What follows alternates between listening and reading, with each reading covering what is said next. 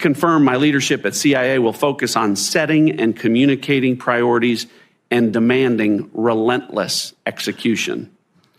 Above all, will be a strict adherence to the CIA's mission.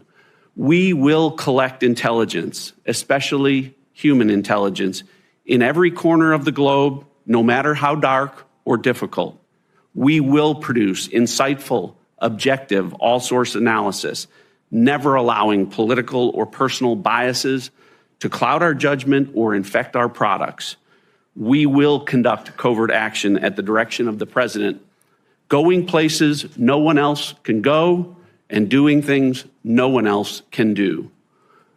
To the brave CIA officers listening around the world, if all of this sounds like what you signed up for, then buckle up and get ready to make a difference.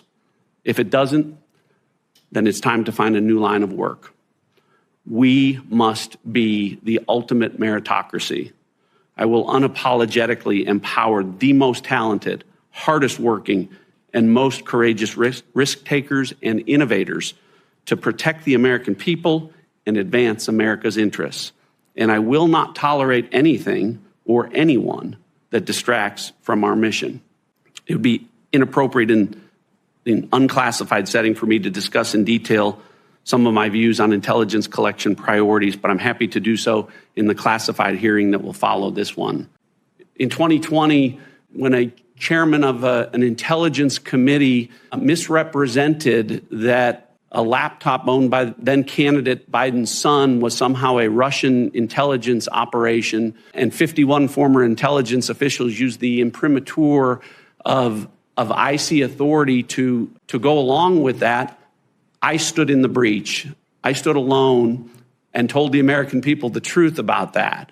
So I think my record in terms of speaking truth to power and defending the intelligence community and its good work is very clear. And what I can assure you is those types of instances, if I'm in that position as CIA director and have to do that again, as uncomfortable as that can be, to be accused, the truth will ultimately defend itself. And I think that that intelligence will as well. And does it surprise you at all that this information Rudy Giuliani is peddling very well could be connected to some sort of Russian government disinformation campaign?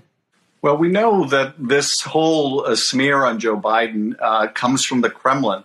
That's been clear for well over a year now that they've been pushing this false narrative about the vice president and his son. And, the idea that the president, that the White House counsel and others were made aware that Giuliani was being used by Russian intelligence and using Russian intelligence in the sense of meeting with an agent of the Kremlin and pushing out this Kremlin false narrative. The idea that they were knowing and still on the floor of the Senate during the impeachment trial, pushing this Kremlin narrative is pretty breathtaking. But I guess at this point, we can't be shocked by anything this administration does, no matter how craven. But clearly, the origins of this whole smear are from the Kremlin. And the president is only too happy to have Kremlin help in trying to amplify it. It's not like Rudy Giuliani is peddling